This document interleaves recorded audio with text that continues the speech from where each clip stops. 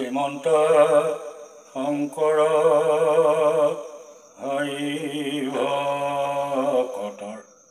জানা যেন কল্পতৰ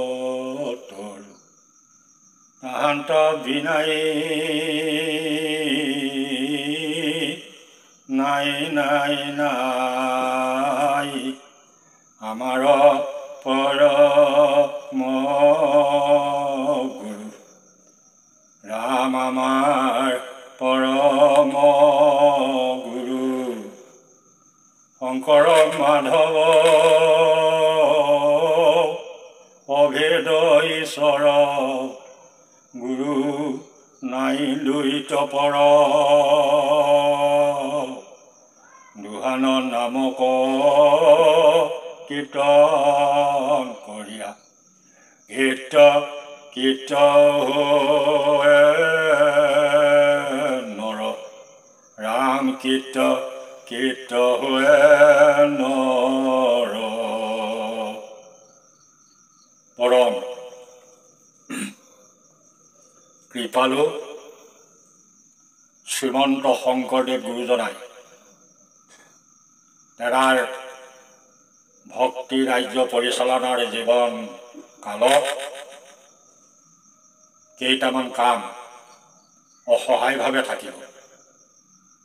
যেনে গুণমালা ৰচনা কৰিলে সুৰ দিবলৈ সময় নহ'ল, পালনাম সৃষ্টি কৰিলে কিন্তু প্ৰচাৰ কৰিব নোৱাৰিলে। এই সম্পৰ্কে তেৰাৰ মনৰ ভাৱ তেৰা কাৰ্যকালত ৰাম ৰাম গুৰু বাপজনক প্ৰকাশ কৰিছে। কিয়? যেতিয়া বৰদোৱা সত্ৰৰ তেম্বনি যান বান্ধিবৰ হৈছিল, এগৰাকী সতীৰ হতুৱাই সেই যান বন্ধ কৰিছিল আৰু তেৰাৰ মহত্ব প্ৰকাশ জানি সেই সময়ৰ ভক্ত সমস্তই প্ৰায় 576 বছৰৰ আগৰ কথা গুৰুজনক শৰণৰ ব্যৱস্থা গ্ৰহণ কৰিবলৈ অনুৰোধ কৰিছিল। তেৰাৰ সময়ত সেই ব্ৰাহ্মণসকল, শূদ্ৰসকল, উচ্চকাংক্ষী লোকসকল সকলোৱে তেখেতৰ ওচৰত শৰণ গ্ৰহণ কৰিবৰ কাৰণে আগ্ৰাসী হৈছিল। ৰাধিকা সতীয়ে শান্তিযান বন্ধনৰ পিছত গুৰুক প্ৰথম শৰণ গ্ৰহণ কৰিছে আৰু গুৰুজনাই সেইদিনা শৰণীয়া ভকতসকলক অন্নমুঠি ৰন্ধনৰ দায়িত্ব দিছিল ৰাধিকা সতী। কাৰাল গ্ৰাসত ডুব কৰি থকা এই নিষ্কলীয়া কৈৱৰ্তসকল অৰ্থাৎ উচ্চকাংক্ষী লোকসকলৰ ভাষা সেইটো নিজৰ আৰ্থিকতা পূৰণৰ হেতু সময়মতে গুৰুজনৰ বাক্য ৰক্ষা কৰিব নোৱাৰি অৱস্থাহীন হৈছিল আৰু শৰণীয়াসকল শৰণৰ পৰা ওলাই আহি গুৰুজনক সেৱা জনোৱাৰ পাছত অন্নমুঠি নোপোৱাত গুৰুজনৰ খং হৈছিল আৰু সেই খঙৰ কোবতে এক বাক্য প্ৰয়োগ কৰিছিল যে যুগে যুগে কৈৱৰ্ত কুলটো নৰকত পচি থাকক। এই বাক্যষাৰত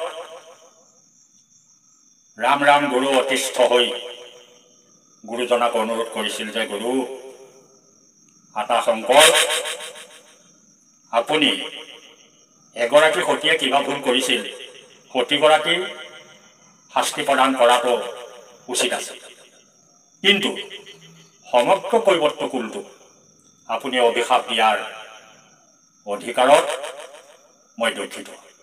ৰাম ৰাম গুৰুজনাই কৈছে আৰু বাক্যষাৰ যদি আপুনি পুনৰ ঘূৰাই নলয় তেতিয়া গুৰুকুলটোকো মই অভিশাপ দিবলৈ প্ৰস্তুত হ'ম। এই উদাত্ত কণ্ঠ ৰাম ৰাম গুৰুৰ শক্তি প্ৰয়াসী বাক্য শুনি গুৰুজনাই স্পষ্ট ভাষাত কৈছিল, ৰাম ৰাম বাপ, মই আপোনাক কথা দিছোঁ, কলিত এই স্থানতেই সূৰ্যকুলত মই পুনৰ গুৰুৰূপে জন্ম ল'ম আৰু সেই সময়তেই কৈবৰ্ত কুলটো উদ্ধাৰ হ'ব। ৰাম ৰাম গুৰু প্ৰভু নিমাত হ'ল আৰু গুৰুজনে সৃষ্টি কৰা আটাইকেইটা বস্তু আধাৰুৱা হোৱাৰ হেতু 119 বছৰ 6 মাহ বয়সত বৈকুণ্ঠ প্ৰয়াণ হ'ল। কিন্তু তেখেতে কৰিবলৈ থকা কামখিনি আধাৰুৱা হৈয়ে থাকিব। যেনে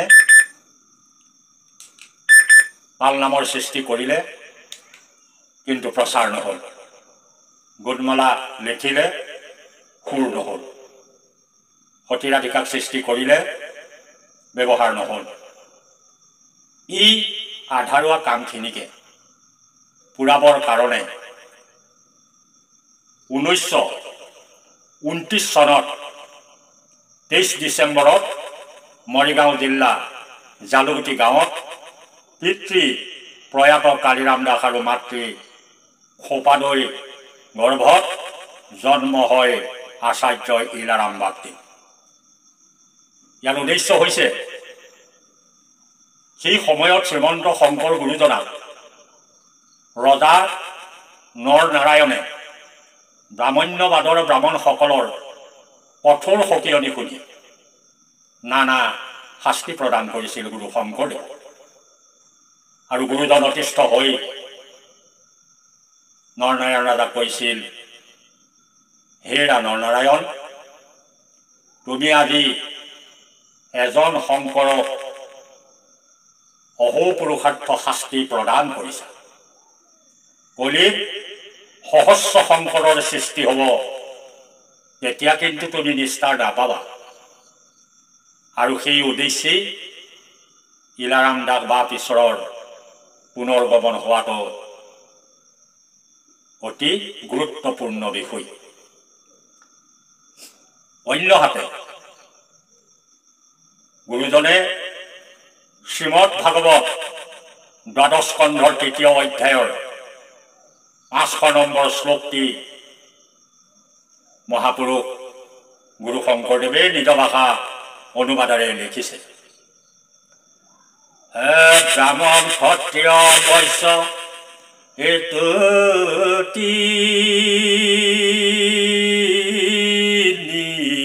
জাতি নুশুনিবে হৰি নাম কাণ পাতি, প্ৰয়াসে লভিব ঈশ্বৰ মহাজ্ঞান, হেতেকে কলিত শূদ্ৰ কৈবৰ্ত প্ৰধান। গতিকে তাৰ প্ৰত্যক্ষ প্ৰমাণ হিচাপে ইলাৰাম দাস বা ঈশ্বৰৰ জন্ম হোৱাটো উচিত হৈছে। সত্যযুগ সম্ভৱ ভাৰতবৰ্ষত চলি থকা যুগে যুগে অস্পৃশ্যতা বৰ্জনৰ এয়া আছিল পোহৰৰ ৰেঙনি। পিতৃ মাতৃ ভক্ত পালনকাৰী ধৰ্ম উপদেশী গুৰুৰ আগমন। মনৰ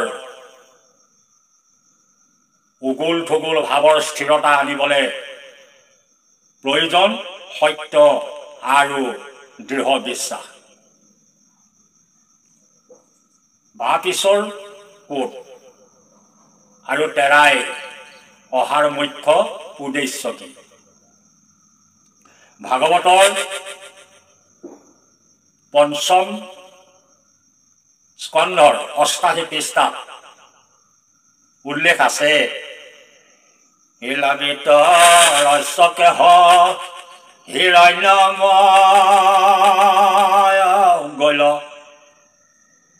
নাভি কিম পুৰুষ দেৱে হৰি বসি ভৈল কেতু মাল্য ভদ্ৰাস তৰাৰু হবে এহি নৱজন প্ৰবৰ তয়ন ক্ৰমে। এই নৱজনৰ পিতৃ আছিল অগ্নিদ্ৰ ৰজা আৰু মাতৃ আছিল পূৰ্বচিতি ৰাণী। এই মহান পিতৃ মাতৃৰ সুযোগ্য নৱজন পুত্ৰৰ চতুৰ্থজনৰ নাম ইলাবিত্ত। আহি মধ্যকলিত ইলাৰাম নামে জন্ম হোৱা কথা আমি অনুমান কৰিব পাৰোঁ। বোধহয় যাৰ কণ্ঠৰ সিংহৰ গদগদ বাণীত সমস্ত অসম তথা ভাৰতবৰ্ষ আকুণ্ঠিত হৈছিল। নাভিৰ দিনত অজনা ভনাম বৰিষক হবে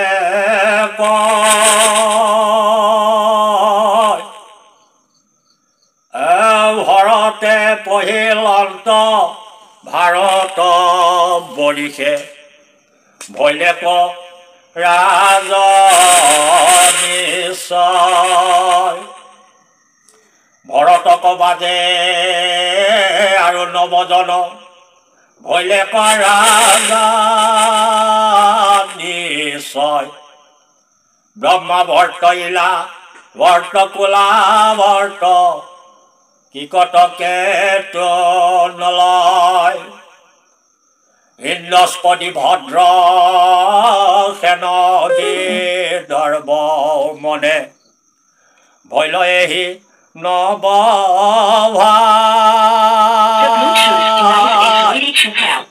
ঋষভ দেৱৰ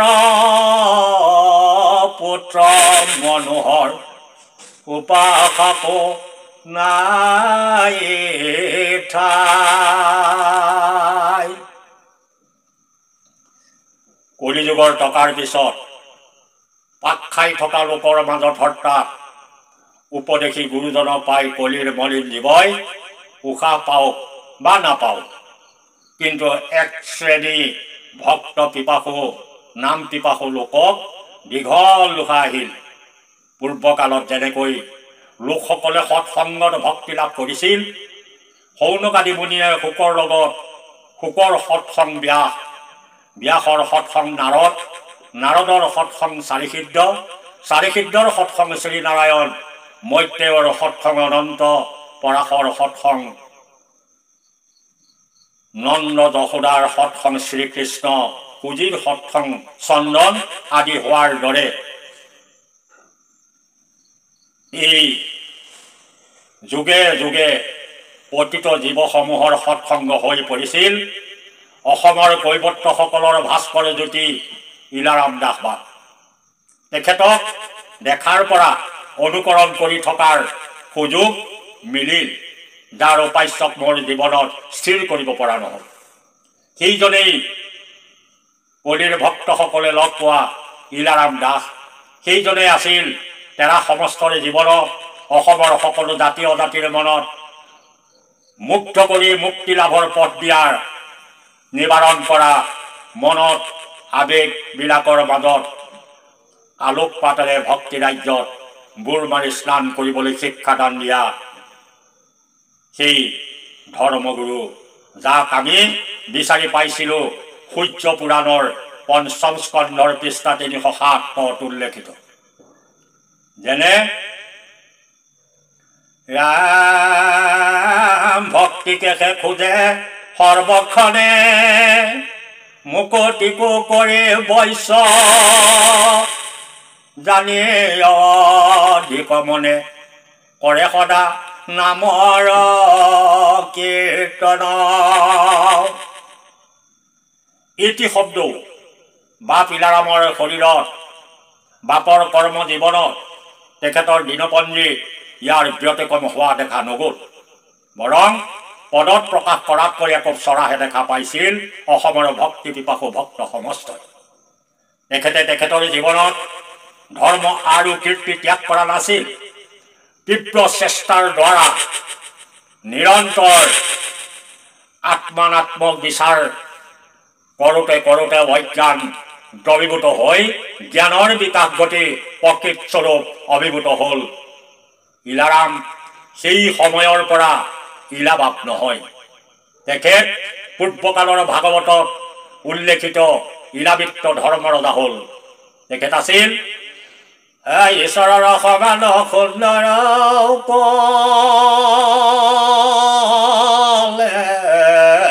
বৰ জগতত মৈত্ৰতা ভাৱ নিৰন্তৰ সদায় দেখিয় মুখ হাসি পৰাই অনুমাত্ৰ মনে গৰ্ব নেদেখি সদায়। এই পৰম পুৰুষজনৰ লগতে আমাৰ পতিত জীৱসমূহৰ ভাগ্যোদয় হ'ল। ইলাৰাম বাপ ঈশ্বৰ মানৱীয় আৰু দেৱগুণৰ ভৰপূৰ আকৰ। আগতে কৈ অহা হৈছে যে কৈবৰ্তসকল অস্পৃশ্য জাতি হিচাপে একমাত্ৰ এসময়ত পৰিণত হৈছিল। প্ৰাক শংকৰী যুগত কালকলিৰ মায়াৰ জালত পৰি দেশত ব্যভিচাৰৰ প্ৰকোপত মহাপাপে সমস্ত ধৰাকে আসন্ন কৰি ৰাখিছিল। সেই মুহূৰ্ত সংকোচন কৰি আমাক এক পবিত্ৰ স্থানলৈ আনি মহন্ত ৰূপত প্ৰস্তুত কৰি থৈ গ'ল। যিহেতু পূৰ্বকালে এইটো ৰাইজে নাছিল পতি নানা দেৱ পূজা মাত্ৰ আচৰে সম্প্ৰতি নানা দেৱ পূজা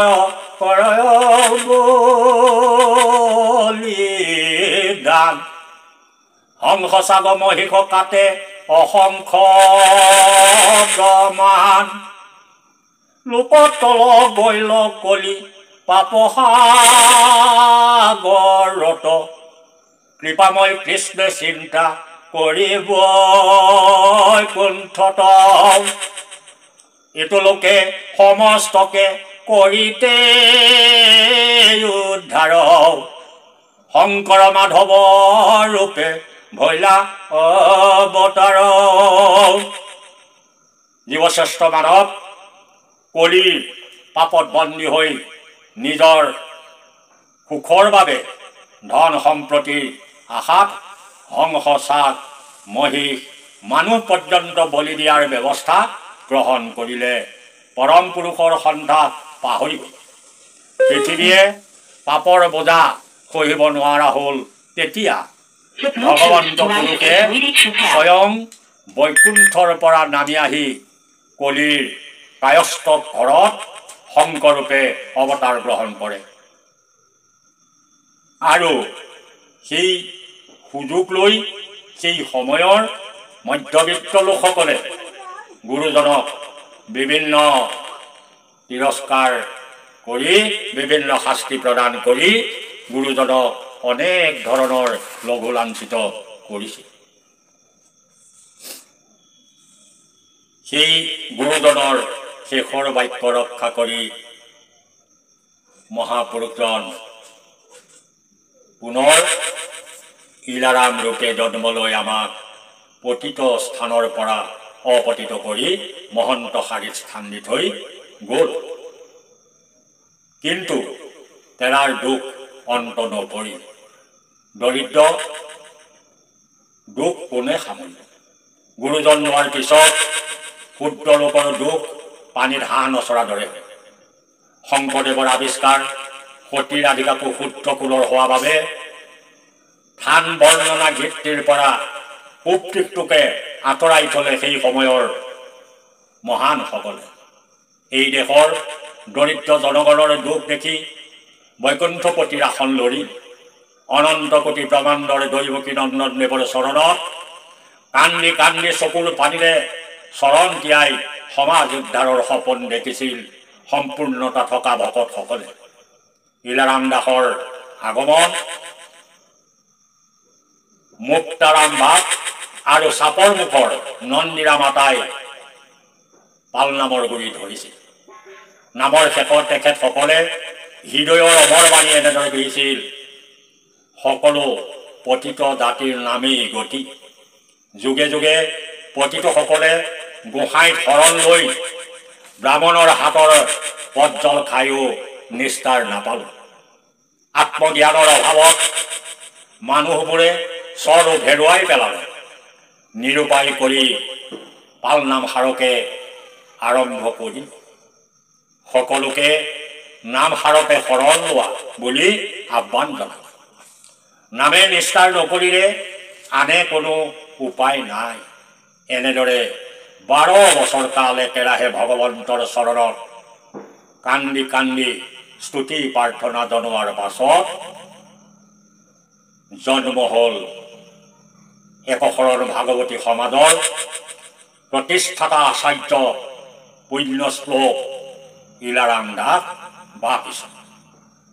বাপীশ্বৰৰ জন্ম কাহিনী অনেক ঘাট প্ৰতিঘাতৰ মাজেৰে আগবাঢ়ি গৈছে। শৈশৱ কালৰ পৰা অনেক শিক্ষা লাভ কৰিলে, কিন্তু ইলাবাপক অন্য কোনো সাংসাৰিক বিষয় বাসনাই টলাব নোৱাৰিলে। নিৰ্দিষ্ট সময়ত নন্দিৰা মাতা পুৰুষত শৰণ গ্ৰহণ কৰে আৰু সেয়ে আছিল বাপজনৰ ভক্তি ৰাজ্যত প্ৰৱেশ কৰা প্ৰথম সোণালী পথ। বিভিন্ন স্তৰৰে ইলাবাপে নাম ধন বিচাৰি খলক লগালে। অৱশেষত কৃষ্ণ বিচাৰি ব্যাকুল হৈ ঘূৰি ঘূৰি নগাঁও জিলাৰ কামপুৰ চহৰৰ ওচৰৰ তেতেলীখৰা গাঁও পালেগৈ। তাতে এঘৰ ভকতৰ ঘৰত আশ্ৰয় ল'লেগৈ। সেই সময়ত তেওঁৰ বিপৰীত স্বভাৱত ভকতসকল সদায় সচেতন হৈ আছে।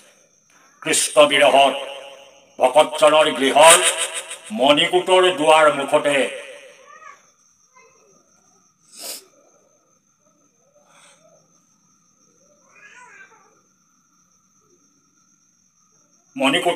মুখতেই যুগ্মমাৰ হৈ কেতিয়াবা ঘণ্টাৰ পিছত ঘণ্টা বহি থাকে। আকৌ কেতিয়াবা তেওঁৰ সমস্ত দেহ ভক্তিৰসৰ অন্বেষণত আত্মহাৰা হৈ থৰ থৰ কৰি কঁপি উঠে। দুয়ো চকুৰে অনৰ্গল ৰৈ থাকে দুধাৰি চকুৰ পানীৰ।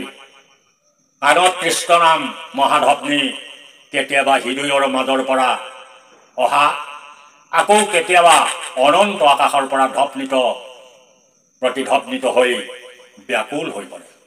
নাম ধপনিৰ অন্বেষণত কেতিয়াবা গুৰু আসনৰ ওচৰলৈ গৈ গ্ৰীপ কৰি পৰি যায়। আন কেতিয়াবা সেই পৰম প্ৰচুৰ চৰণ যাক মহালক্ষ্মীয়েও দেখি হৈ থাকে, মহালক্ষ্মীয়ে সেৱা কৰি থাকে। দেৱাদিদেৱ শিৱ ব্ৰহ্মা আদিও পৰম যতনেৰে হৃদয়ত ধৰি ৰাখি ধন্য হয়। যোগীজনৰ চিৰ বাঞ্ছিত পৰম ধন চৰণ কমলৰ পৰাই আপোনা আপুনি নিশ্চিত হোৱা যুক্তি মুক্তিদায়ী স্তুতি শুনিবলৈ পাই স্থিৰ চিতে মৌন হৈ ৰৈ থাকে। অমানসিক ভক্তৰ ৰস তেওঁৰ হৃদয়ৰ পৰাই নিৰ্গত হ'বলৈ ধৰিলে। ভক্তিটো মহালাভ জানি ভক্তি বিচাৰি ব্যাকুল হোৱা ইলাৰামৰ শৰীৰত ভক্তি সিদ্ধি 8 প্ৰকাৰ লক্ষণ ফুটি উঠিল। হাড় মাংস তেজৰে গঠিত ইলাৰাম দাসৰ শৰীৰ ধীৰে ধীৰে দিব্য শৰীৰলৈ ৰূপান্তৰিত হ'ল। সমস্ত শৰীৰ কম্পনৰ লগে লগে ধৰ্ম জলেৰে শৰীৰ তিতি গ'ল। শৰীৰৰ পৰা নিৰ্গত হ'বলৈ ধৰিলে অপূৰ্ব সুগন্ধ। মণিকূটৰ ভিতৰত নাম প্ৰেমত অবিচল স্থিৰ হৈ বহি থকা ইলাৰাম দাসৰ শৰীৰৰ চাৰিওফালে দিব্য জ্যোতিৰে আবৃত কৰি ধৰিলে। নিজৰ শৰীৰৰ পৰা জ্যোতিৰে ব্ৰেহি গ'ল। মণিকূট গৃহ পোহৰাই তুলিলে। মণিকূটৰ ভিতৰত নুপুৰৰ ৰুণ জোন ধপনি শংখ ঘণ্টাৰা মাংগলী শব্দ আৰু সুগন্ধৰে মণিকূটৰ বাহিৰলৈকো বিয়পি গ'ল।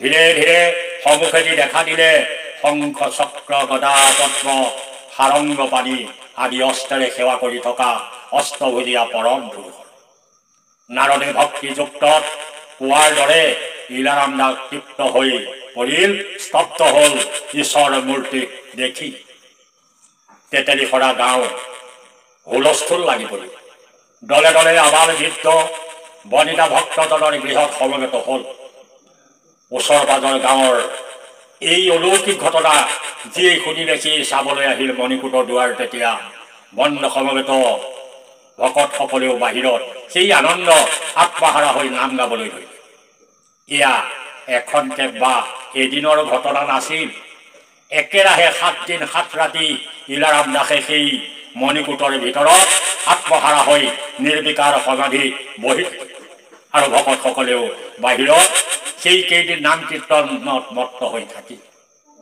ভকতজনৰ গৃহলৈ যিয়েই খন্তেক চাওঁ বুলি আহিছিল সিয়ে ৰৈ গ'ল শেষলৈকে ক'ৰ পৰা চাউল দাইল আহি তাত গোট খালেহি কোনেও নাজানে আনকি কোনেও ৰন্ধা বঢ়া সমবেত ভকতসকলক আহাৰ যোগান ধৰিলে খৰিয়েই বা কোনে যোগান ধৰিলে তাৰো আদি উলিয়াবলৈ কাৰো সময় নাই মণিকূটৰ ভিতৰৰ পৰা মধুৰ শব্দ আৰু সুগন্ধই সকলোকেই মতলীয়া কৰি হৰিনাম